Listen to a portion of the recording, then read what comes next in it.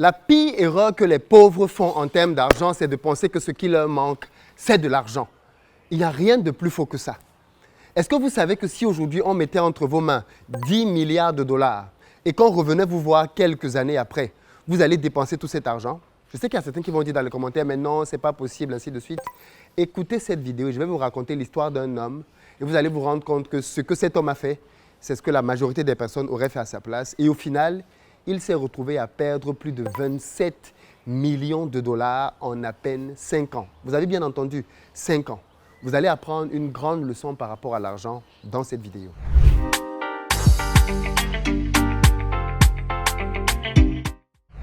Salut à toi, bienvenue sur ma chaîne, moi c'est Philippe Simo. Ici je te parle de business, de mindset, d'argent, parce que c'est grâce à tout ça qu'on va faire émerger notre communauté. Donc si toi aussi tu veux augmenter tes finances, tu es au bon endroit.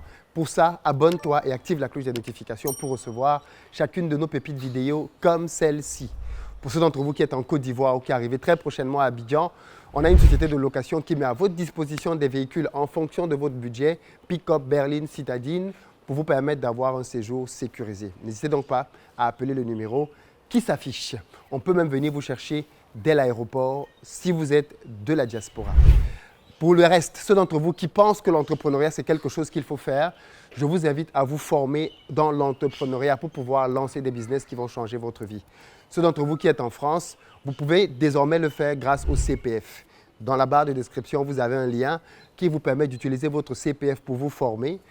Composez le numéro qui est là, cliquez sur le lien et on se fera un plaisir de vous recontacter par la suite. Dans cette vidéo, je veux parler d'une thématique qui est très importante. L'erreur que beaucoup de personnes font au sujet de l'argent.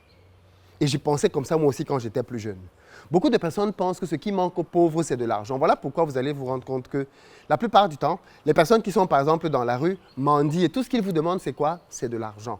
Mais on est d'accord que vous pouvez leur donner de l'argent tous les jours, comme parfois certains le font, et vous allez vous rendre compte que à la fin de l'année, ils seront toujours là en train de demander de l'argent. Pourquoi?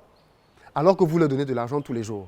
On pourrait se dire, oui, mais c'est parce que la somme d'argent qu'on leur donne leur permet à peine de survivre, de subsister. Elle ne leur permet pas de pouvoir s'enrichir. Est-ce que vous savez combien ces personnes parviennent à collecter par jour avec simplement les aumônes et les dons que les gens leur donnent? Si cette somme était insignifiante, il y a longtemps qu'ils auraient quitté la rue. S'ils sont encore là, c'est parce que la quantité d'argent qu'ils collectent en faisant la manche leur permet de pouvoir vivre et tenir. Vous savez qu'il y a des business là-dedans, des réseaux mafieux là-dedans, dans lesquels on emploie des femmes, des enfants, et on les met dans la rue pour aller chercher de l'argent. Donc, il y a un vrai business là derrière. Et pourtant, les personnes qui font ça ne s'enrichissent pas. Parce que simplement, la principale erreur que beaucoup de personnes font au sujet de l'argent, c'est de penser que ce qu'il leur faut dans la vie, c'est de l'argent. Beaucoup d'entre nous rêvent de gagner au loto. Beaucoup d'entre nous estiment que gagner au loto, c'est le rêve suprême. Tenez-vous tranquille, ce n'est peut-être pas vrai. J'ai lu l'histoire d'un homme qui m'a beaucoup fait réfléchir et m'a poussé à vous faire cette vidéo. C'est celle d'un Américain qui s'appelait David Lee Edwards, qui en 2001, à l'âge de 41 ans, a gagné le loto. Mais avant de vous expliquer ce qu'il est devenu, parlons d'abord de qui était David Lee Edwards. David Lee Edwards, c'est quelqu'un qui a grandi dans des conditions plutôt modestes et qui, malheureusement, a eu besoin d'argent toute sa vie. Et il ne s'est pas contenté de rester dans les chemins droits. Il est allé jusqu'à faire des braquages. Vous imaginez le niveau de désespoir que quelqu'un a quand il va jusqu'à devoir braquer des banques, braquer des bijouteries pour essayer d'avoir un peu d'argent?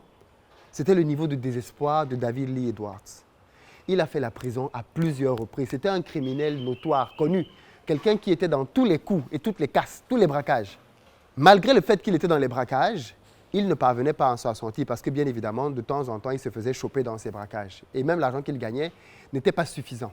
Figurez-vous qu'un bon jour, en 2001, David Lee est allé voir un ami à lui pour lui demander un prêt d'argent pour payer sa facture d'eau. Vous voyez le niveau? Il n'avait même pas assez d'argent pour payer ses factures d'eau. Il est allé voir un ami à lui. Cet ami lui a prêté de l'argent pour payer sa facture d'eau. Il a pris l'argent. Il a payé la facture d'eau. Avec le reste d'argent, il s'est acheté une pizza. Et après avoir acheté la pizza, il s'est rendu compte qu'il lui restait encore de la monnaie, à peu près 7 $, qu'il a décidé de mettre pour jouer au loto. Sans s'en rendre compte, David Lee a coché toutes les cases justes qui lui ont permis de gagner le jackpot, 27 millions de dollars, en 2001. 27 millions de dollars. 27 patates. Première question, vous faites quoi à sa place? Vous faites quoi à sa place? David Lee a décidé de retirer son prix devant les caméras. Et il a tenu un discours très sobre, dans lequel il a expliqué que la vie était très difficile pour beaucoup de gens dans le monde entier, et que là, il estime que c'est un coup divin qui lui a permis d'avoir cet argent, pour qu'il n'ait plus à essayer de voler malhonnêtement comme il le faisait, mais que comme il est passé par la souffrance et la difficulté, cet argent allait lui servir à pouvoir prendre soin de sa famille et mettre sa petite fille à l'abri du besoin. Les gens ont trouvé les propos de David Lee tellement touchants et tellement sincères, mais aussi pleins de sagesse. Mais ça, c'était ce que David Lee avait dit devant les caméras. Quelques jours après, David Lee a d'abord commencé proprement. Il allait recruter un avocat financier pour lui expliquer comment manager son argent. L'avocat là, lui a fait un plan dans lequel il lui a dit, David, je mets 16 millions de ton argent dans les investissements. Le reste, je le dispose pour que tu puisses vivre sans aucun problème jusqu'à la fin de ta vie, en dépensant par mois 84 000 dollars. Vous avez bien entendu. David Lee pouvait vivre avec 84 000 dollars par mois. Je pense que c'est une bonne somme. 84 000 dollars par mois, c'est même une très bonne somme. Mais tenez-vous tranquille, ce n'était pas suffisant pour David Lee. Dès les premiers jours où il a eu son loto, il est allé prendre un emprunt à la banque pour pouvoir faire une fête, pour célébrer cet événement. Et il a dépensé 240 000 dollars. OK, on peut se dire, quand tu as un événement comme ça dans ta vie, il faut fêter, il faut célébrer les moments importants. OK, mais 240 000, c'est quand même beaucoup. David Lee a pris 240 000 dollars pour célébrer en une journée. Il avait brûlé cet argent. Mais ça ne suffisait pas.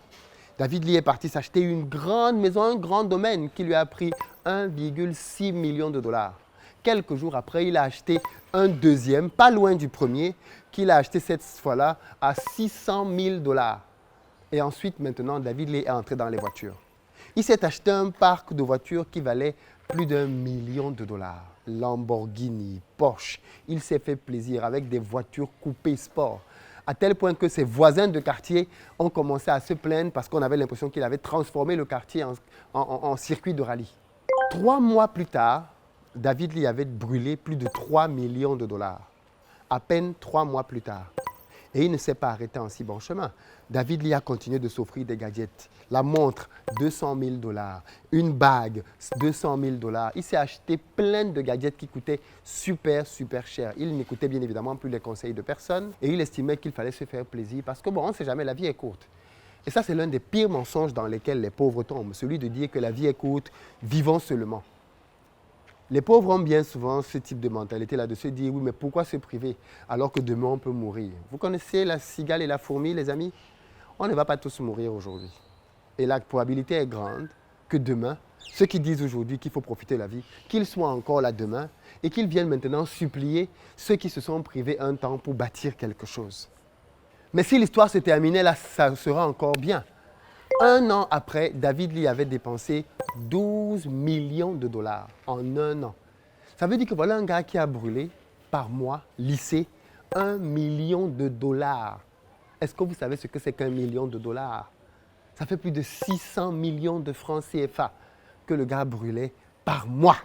Fin des courses, 5 ans plus tard, David Lee n'avait plus d'argent. Il avait tellement de dettes. Il est entré dans la drogue. Il a commencé à se droguer, il a commencé à mener ses copains dans la drogue. Plusieurs de ses copains sont morts d'overdose. Et quand un de ses copains mourait d'overdose, parce que c'est lui qui lui avait donné la drogue, c'est lui qui prenait sur lui en charge les funérailles de la personne. Voilà comment David Lee a bousillé sa vie. Il a bousillé, bien évidemment, celle de sa famille. 2006, donc 5 ans plus tard, David Lee n'a plus rien. Il se retrouve à devoir quitter tous ses châteaux, toutes ses belles maisons pour retourner vivre avec sa femme dans un petit garage. Et depuis ce petit garage-là, sa femme a dit non, gars, c'est trop, tu abuses. Elle l'a quitté. Le projet de David Lee qui consistait donc à dire qu'il allait laisser un héritage à sa fille est tombé complètement à l'eau. Il n'avait absolument plus rien à lui laisser. D'ailleurs, c'est dans ce garage-là qu'il a recommencé à vivre en demandant à gauche, à droite des aides. Sa situation, après avoir dépensé tout ce qu'il avait gagné dans le loto, était pire que sa situation avant de gagner le loto. Il n'a rien laissé à sa fille, sa femme s'est barrée et il est mort dans des conditions ignobles, dans ce petit box de garage. Lui qui avait vécu quelque temps auparavant dans des palaces. Je ne l'ai pas précisé, mais bien évidemment, vous avez dû le comprendre. Il s'était acheté entre autres un jet privé d'une valeur de 1,6 million de dollars. David Lee avait bousillé son argent. Et qu'est-ce qu'on retient de ça? On retient de ça deux choses. La première, c'est le mensonge dans lequel beaucoup d'entre vous êtes, qui consiste à penser que l'argent a pour but d'être dépensé. Ça, c'est l'autre gros mensonge auquel les pauvres croient. Les pauvres croient d'abord, première chose, que pour s'enrichir, ce qu'il leur faut, c'est de l'argent. Or, je viens de vous démontrer dans le cas de David Lee que c'est faux. Deuxième chose, les pauvres pensent à tort que le but de l'argent, c'est d'être dépensé. Voilà pourquoi si je vous demande maintenant, qu'est-ce que vous feriez si on vous donne 10 milliards? Beaucoup d'entre vous vont commencer à me dire des choses qu'ils vont faire comme dépenses. Les plus malins vont dire, je vais investir dans ceci ou dans cela. Alors sachez que dans l'histoire de David Lee, lui aussi il a investi. Dans sa fortune, il a investi 5,4 millions de dollars pour acheter une compagnie qui allait faire du câblage en fibre. Et il a investi dans une société qui mettait à disposition des limousines. Donc c'est quelqu'un qui a investi son argent dans les entreprises. Ne croyez pas qu'il a tout mangé. Non, il a investi dans les entreprises. Mais tout ça, ça a été un flop. Et c'est aussi ça le problème de beaucoup de pauvres. Ils pensent que dès qu'ils ont l'argent, ils vont investir dans un business et ça va marcher. Et j'entends tellement de personnes dire, ce qui me manque pour me lancer, c'est le capital. Ce qui me manque pour me lancer, c'est de l'argent. Il n'y a rien de plus faux que ça. Parce que si on vous donnait aujourd'hui l'argent que vous dites là, la probabilité est extrêmement grande que vous perdiez tout cet argent dans le business que vous dites que vous allez lancer. Parce que vous n'êtes pas prêt. En réalité, ce qui conduit à l'enrichissement, c'est la connaissance. Ce qui conduit à l'enrichissement, c'est la connaissance. Vous devez comprendre comment l'argent fonctionne. Et si vous ne comprenez pas comment l'argent fonctionne, alors vous allez continuer de penser que le but de l'argent, c'est d'être dépensé. Ou alors vous allez penser que le but de l'argent, c'est de faire plaisir aux gens autour de vous. Alors que les riches savent que le but de l'argent, c'est d'être multiplié. Voilà pourquoi quand un riche a de l'argent, la première chose qu'il fait, c'est comment je vais faire pour multiplier cet argent. Et pendant que j'écoutais cette histoire, j'ai eu la discussion avec ma femme et on s'est demandé l'un à l'autre, qu'est-ce que tu ferais aujourd'hui si tu avais entre tes mains 27 millions de dollars? Alors moi, j'ai été très clair. J'ai dit, si j'ai 27 millions de dollars aujourd'hui, ça fait un peu plus de 13 milliards de francs CFA. Je vais investir dans ça. Je lui ai donné 3 investissements. Et l'argent est fini. Un, dans une industrie. Un autre, dans l'immobilier dans un pays. Un troisième, dans un secteur stratégique dont je ne parle pas pour le moment. 3 investissements. Et l'argent est terminé, du moins englouti dans les business pour pouvoir être multiplié derrière.